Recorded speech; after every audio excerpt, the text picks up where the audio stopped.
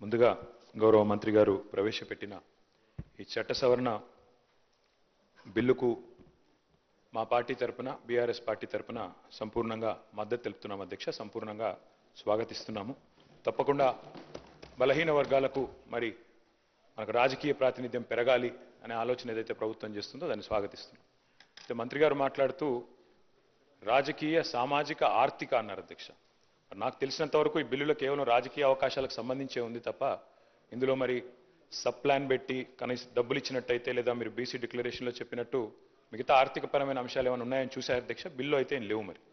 మరి సామాజిక ఆర్థిక అన్నారు అధ్యక్ష. అది కూడా బీసీ సబ్ ప్లాన్ కూడా తొందరలోనే ప్రత్యేకంగా అవసరమైతే ఒకరోజు సమావేశం పెట్టి బీసీ సబ్ ప్లాన్ కూడా పెట్టాలి అని చెప్పి కూడా రాష్ట్ర ప్రభుత్వాన్ని తమరి ద్వారా నేను కోరుతా ఉన్నా అధ్యక్ష. అయితే అధ్యక్ష ఈ సందర్భంగా మా పెద్దలు మా గౌరవ మాజీ మంత్రివర్యులు బలహీన వర్గాల సంక్షేమ శాఖకు మంత్రిగా పనిచేసిన గంగుల కమలాకర్ గారు చాలా విషయాలు చెప్పారు. న్యాయపరమైన శాస్త్రీయంగా చేయండి, న్యాయపరమైన చిక్కులు లేకుండా చేయండి అని వారు చాలా విషయాలు చెప్పారు అధ్యక్ష. దాంతోపాటు ఇంకా ఒక 2-3 అంశాలు మా పార్టీ తరపున, ఎందుకంటే మున్సిపల్ చట్టాన్ని సవరిస్తున్నప్పుడు వారు మాట్లాడారు. పంచాయతీరాజ్ మంత్రిగా నేను గతంలో కొంతకాలం పనిచేశాను అధ్యక్ష. కాబట్టి నా అనుభవంతో వారికి కొన్ని సలహాలు సూచనలు కూడా నేను చేయాలనుకుంటా ఉన్నా అధ్యక్ష. మా పార్టీ కొత్తగా ఈరోజు బలహీన వర్గాల సంక్షేమం గురించి ఈరోజు మాట్లాడడం లేదు అధ్యక్ష. పెద్దలు కేసీఆర్ గారు 2004వ సంవత్సరంలో ఆనాడు యూపీఏ ప్రభుత్వంలో ఆనాడు కాంగ్రెస్ పార్టీతో మేము పొత్తు పెట్టుకున్నాం అధ్యక్ష.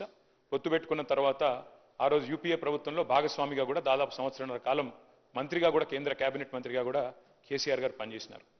ఆ సమయంలో అధ్యక్ష 2004 డిసెంబర్ 17 నేను డేట్తో సహా చెప్తా ఉన్నాను.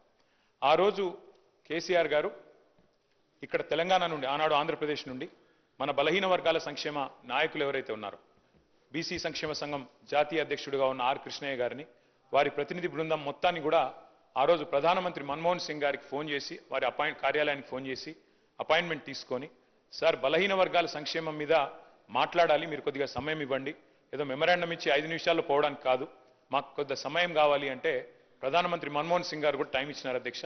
దాదాపు 45 నిమిషాలు టైం ఇస్తే గంటన్నర పాటు సమావేశం జరిగింది అధ్యక్ష. ఈరోజు మన బీసీ కమిషన్ మాజీ చైర్మన్గా ఉన్న వకులాభరణం కృష్ణమోహన్ రావు గారు కూడా అందులో ఉన్నారు ఆ ప్రతినిధి బృందంలో. అట్లాగే ఆర్ కృష్ణయ్య గారు వీరందరూ కూడా ఉన్నారు.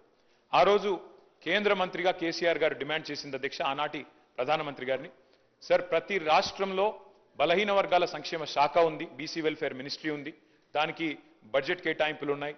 ఆ రకంగా బలహీన వర్గాల సంక్షేమం కోసం ప్రతి రాష్ట్రంలో భారతదేశంలో ఏదో కార్యక్రమం జరుగుతూ ఉంది. కానీ కేంద్రంలో ఓబీసీ వెల్ఫేర్ మినిస్ట్రీ లేదు.